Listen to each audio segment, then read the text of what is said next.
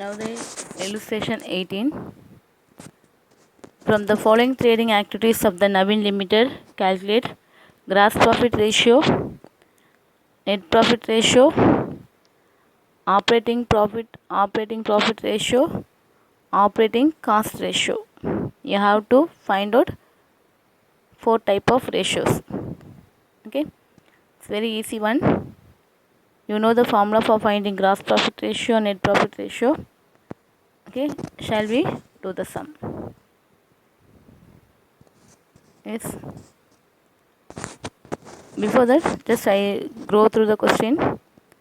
The statement of profit and loss, particulars, rupees, revenue from operation 20,000, other income, income from investment 200. So total revenues 20,200. Expenses, under expenses you have purchases of stock in trade 17,000.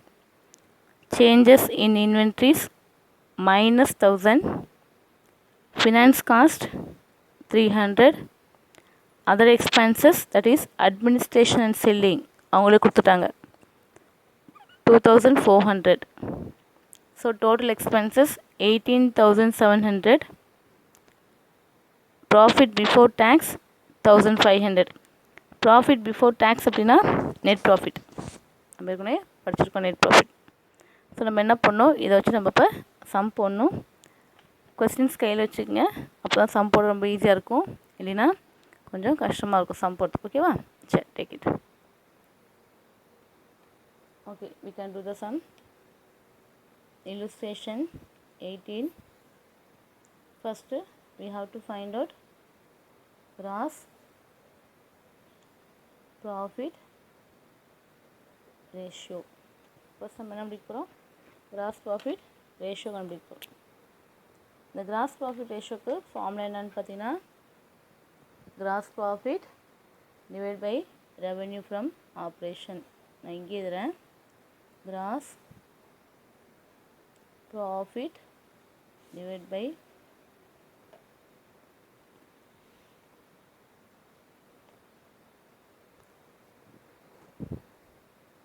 revenue from operation into 100. ஓகேவா? உங்கள் கொஸ்டினில் பாருங்கள், revenue from operation அப்படிங்கிறது எவ்வளோ இருக்குது? they gave the revenue 20,000 கொடுத்துருக்காங்களா? So நம்ம என்ன பண்ணுறோம், இங்கே 20,000 நம்ம ஃபஸ்ட்டு போட்டுறோம், இன்ட்டு 100 போட்டுறோம். நமக்கு தேவை இது. ஸோ இது நமக்கு கண்டுபிடிக்க கிராஸ் ப்ராஃபிட் தேவை. ஸோ நம்ம என்ன பண்ணுறோம், next cross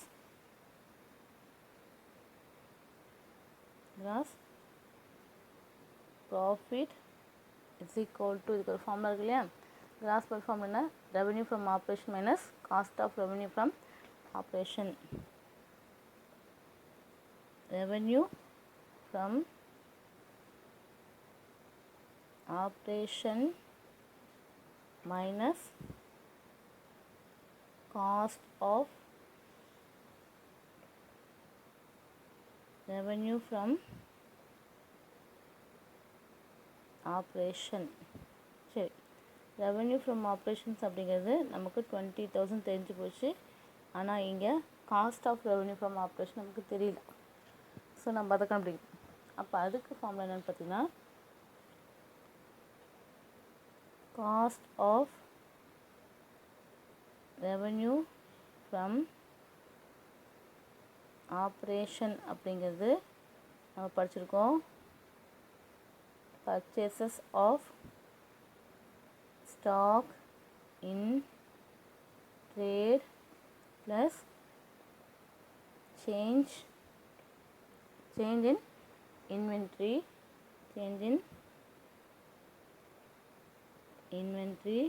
plus direct expenses. ஓகேவா? இங்கே ஸ்டாக் இன் ட்ரேட் கொடுத்துருக்காங்க. கொஸ்டினில் பாருங்கள், ஸ்டாக் இன் ட்ரேட் அப்படி 17,000 இருக்குது.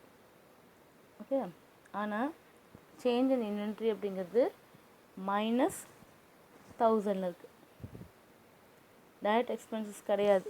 ஸோ இது என்னவாக இருக்கும், 17ல் 1000 போயிடுச்சு அப்படின்னா தட் இஸ் டைரக்ட் 0ன்னு போடலாம், இல்லைன்னா விட்டுறோம், தப்பு இல்லை. 0 இஸ் ஈக்குவல் டு 16,000. அப்போ காஸ்ட் ஆஃப் ஆப்ரேஷன் நம்ம எவ்வளோ கழிச்சுக்கோங்க, இந்த 16,000 கண்டுபிடிச்சிட்டோம். ரைட்டா, 16,000 கண்டுபிடிச்சா நமக்கு ருப்பீஸ் 4,000 என்னவாக இருக்கும், 4,000 வில் பி கிராஸ் ப்ராஃபிட். இப்போ இந்த கிராஸ் ப்ராஃபிட் என்ன பண்ணுறேன், இந்த இடத்துல போடுறேன். ஸோ இந்த கிராஸ் ப்ராஃபிட்டை 4,000 எடுத்து இந்த இடத்துல போடும்போது what will be the answer, கண்டுபிடிங்க பார்க்கலாம். இது ஒன்று போயிடுச்சு, இது ஒன்று, இங்கே ஒன்று, இங்கே ஒன்று போயிடுச்சு. அப்போ யூ காட் இது 2 times, so 0. So 20%. Cross profit is 20%. Next we have to find out net profit ratio. Net profit ratio. For finding net profit ratio, the formula is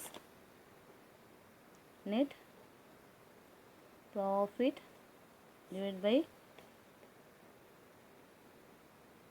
revenue from operation into 100. ஓகேவா? இப்போது இங்கே இடத்துல நம்ம கொஸ்டினில் பார்த்தீங்கன்னா லாஸ்ட்டாக இருக்குது ப்ராஃபிட் பிஃபோர் டேக்ஸ் அப்படிங்கிறது 1,500 இருக்குது. ரெவன்யூ ஃப்ரம் ஆப்ரேஷன்ஸ் அப்படிங்கிறது உங்களுக்கு 20,000 இருக்குது. பாருங்கள், 20,000 இன்ட்டு 100. ஓகேவா? இன்ட்டு 100 போடும்போது நமக்கு என்ன வரும் பார்த்தீங்கன்னா, இங்கே என்ன வரும், 7.5 வருதா? சரி, 7.5%. 7.5%. Okay, next we can do third ratio. What is operating cost ratio? operating cost ratio போடலாமா? operating cost ratio ஞாபகம் இருக்கா உங்களுக்கு? ஃபார்முலா என்ன போட்டு நம்ம operating cost divided by revenue from operations. Okay, next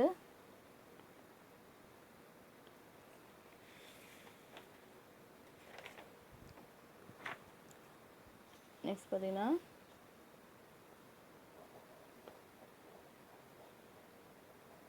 operating cost ratio. Operating cost ரேஷியோக்கு formula என்னென்னு பார்த்தீங்கன்னா, ஆப்ரேட்டிங் காஸ்ட்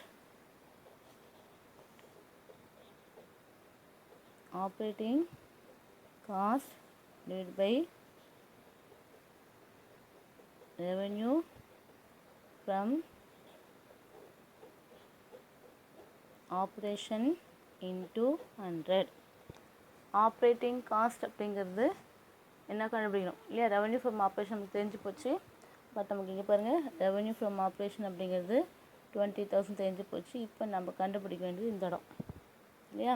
ஸோ 100 நமக்கு தெரியும். So we have to find out operating cost. சரி, ஆப்ரேட்டிங் காஸ்ட்டுக்கு ஃபார்முலா என்ன? ஆப்ரேட்டிங் காஸ்ட்டுக்கு ஆப்ரேட்டிங் காஸ்ட் அப்படிங்கிறது என்னென்னு பார்த்தீங்கன்னா, cost of revenue from operation plus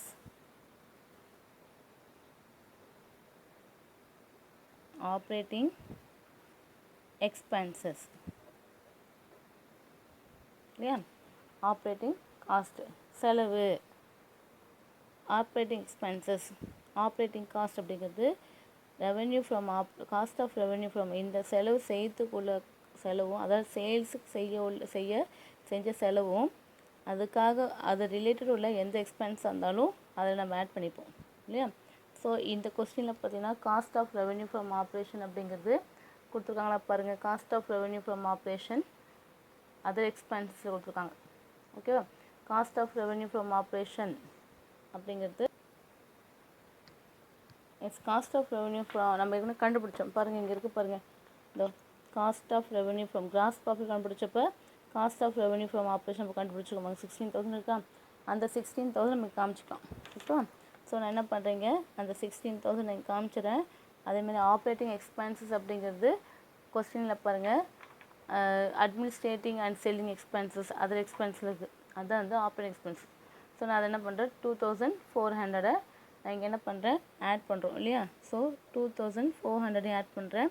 அப்போ பார்த்தீங்கன்னா நமக்கு ஆன்சர் என்ன வரும் உங்களுக்கு பாருங்கள். Answer 18,016 plus 2 18,400, that is rupees 18,400 வருது. ஓகேவா? 18,400 வந்துச்சு. இப்போ நம்ம என்ன கண்டுபிடிக்கணும், நமக்கு தேவையான ஆப்ரேட்டிங் காஸ்ட் கிடச்சிச்சு. நமக்கு ஆப்ரேட்டிங் காஸ்ட் வந்தது 18,400 வந்திருக்கு. ஸோ இந்த 18,400 இங்கே போடுறோம். போட்டுட்டு நம்ம சிம்பிளிஃபை பண்ணும்போது நமக்கு கிடைக்கிற ஆன்சர் என்னமா இருக்கும் பாருங்கள். என்ன வருதுங்க, எவ்வளோ வருங்கிறீங்க போட்டு பாருங்கள். இது 0 போயிடுச்சு. அப்புறம் இங்கே 2 0க்கு இது 2 0 போயிடுச்சு. ஓகேவா? இந்த 2 வந்து 184ல் டிவைட் பண்ணும்போது 92.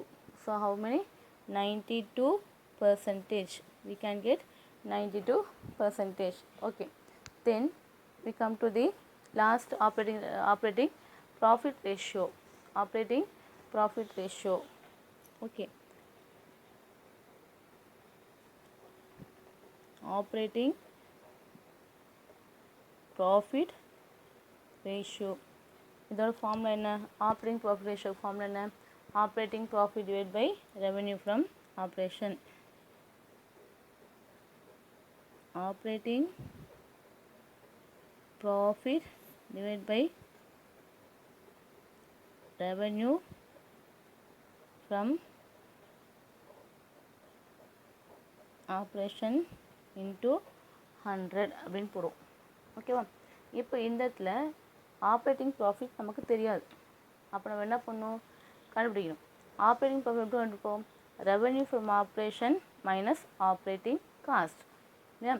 Revenue from operation minus operating cost அப்படின்னு ஒன்று இருக்கு இல்லையா? ஸோ நம்ம என்ன பண்ணுறோம், இங்கே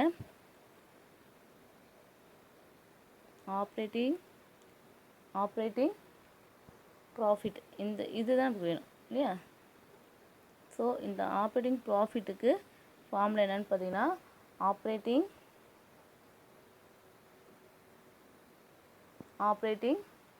என்ன வரும், காஸ்ட் கூட நம்ம ரெவென்யூ ஃப்ரம் ஆப்ரேஷனை மைனஸ் பண்ணுவோம். ரைட்டா? நெக்ஸ்ட்டு நம்ம கண்டுபிடிக்க ratio operating profit ratio. Operating profit ratio. Operating profit ratio formula என்ன, operating profit divide by revenue from operation. Operating profit divide by revenue from operation into 100. So நான் இன்றைக்கி சொன்ன மாதிரி revenue from operation அப்படிங்கிறது நமக்கு தெரியும். That is revenue from operation அப்படிங்கிறது கொஸ்டின்லேயே இருக்குது, தேவையில்லை. இப்போ நமக்கு என்ன தேவை, ஆப்ரேட்டிங் ப்ராஃபிட் தேவை. ஸோ நம்ம கண்டுபிடிக்கணும், ஆப்ரேட்டிங் ப்ராஃபிட் அப்படிங்கிறது என்னென்னு பார்த்தீங்கன்னா, ரெவென்யூ ஃப்ரம் ஆப்ரேஷன்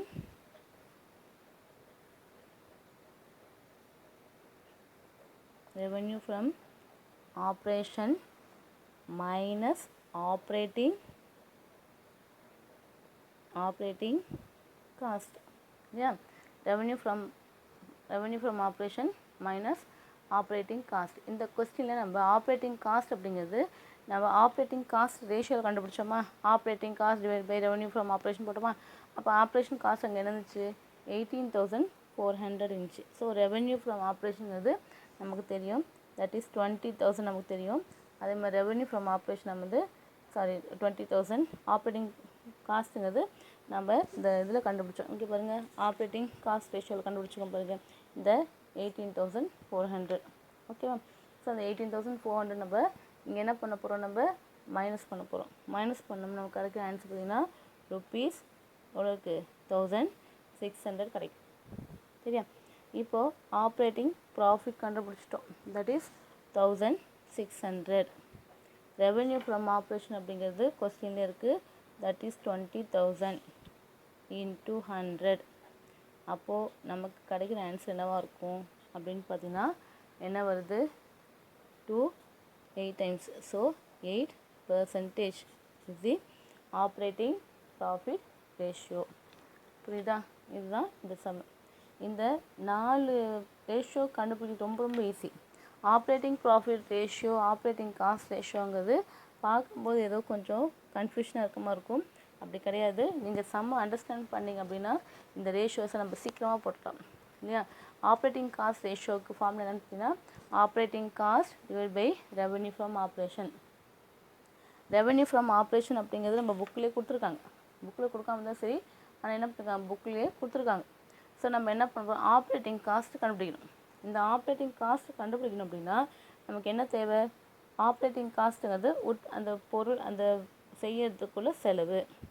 அப்போது செலவு எப்படி நம்ம கால்குலேட் பண்ணுவோம், revenue from cost of revenue from operation plus operating expenses. என்னென்ன செலவுகள் இருக்கோ அதெல்லாம் ஆட் பண்ணுவோம், அவ்வளோதான் இல்லையா? அந்த என்னென்ன செலவு, cost of revenue from operation ஒரு செலவும், ஆப்ரேட்டிங் எக்ஸ்பென்சஸும், அது அட்மினிஸ்ட்ரேஷன், செல்லிங் எக்ஸ்பென்சஸ், அது மாதிரி எல்லா செலவும் நம்மளால் ஆட் பண்ணுவோம். ஓகேவா? ஸோ போடும்போது நமக்கு கிடச்சிடும். அதே மாதிரி ஆப்ரேட்டிங் ப்ராஃபிட் ரேஷியோ கண்டுபிடிக்கும் போது பார்த்திங்கன்னா அது ஈஸி தான். நம்ம ஏற்கனவே ஆப்ரேட்டிங் காஸ்ட்டு நம்ம இங்கே பாருங்கள், operating profit divide by revenue from operation. அப்போது ஆப்ரேட்டிங் ப்ராஃபிட் கண்டுபிடிக்க நமக்கு என்ன வேணும், லாபம் கண்டுபிடிக்க என்ன வேணும், இன்கம்லேருந்து எக்ஸ்பென்ஸ் நம்ம மைனஸ் பண்ணணும். இன்கம் அப்படிங்கிறது நம்ம சேல்ஸை வச்சு, அப்போ ரெவென்யூ ஃப்ரம் ஆப்ரேஷன் கொடுத்துருக்காங்க. அப்போ நம்ம என்ன கண்டுபிடிக்கணும், ஆப்ரேட்டிங் காஸ்ட் உற்பத்தி அந்த இது செய்யறதுக்குள்ள செலவு. ஓகேவா? அது பார்க்கும்போது நமக்கு எவ்வளோ இருக்குது, ஏற்கனவே நம்ம கண்டுபிடிச்சிருப்போம் 18,400 வந்தது. ஸோ நம்ம என்ன பண்ணலாம், டைரெக்டாக நம்ம ஆன்சரை கண்டுபிடிக்கலாம். ரொம்ப ஈஸியான சம். ஜஸ்ட் நீங்கள் ஒரு 2-3 டைம்ஸ் போட்டு அண்டர்ஸ்டாண்ட் பண்ணிவிட்டு ஒரு 2 டைம் போட்டிங்க அப்படின்னா 3rd டைம் உங்களுக்கு மறக்கவே மறக்காது. ஓகே, ரேஷியோ அனலைசிஸ் அப்படிங்கிறது ரொம்ப ரொம்ப ஈஸியான ஒரு சாப்டர் தான் அது.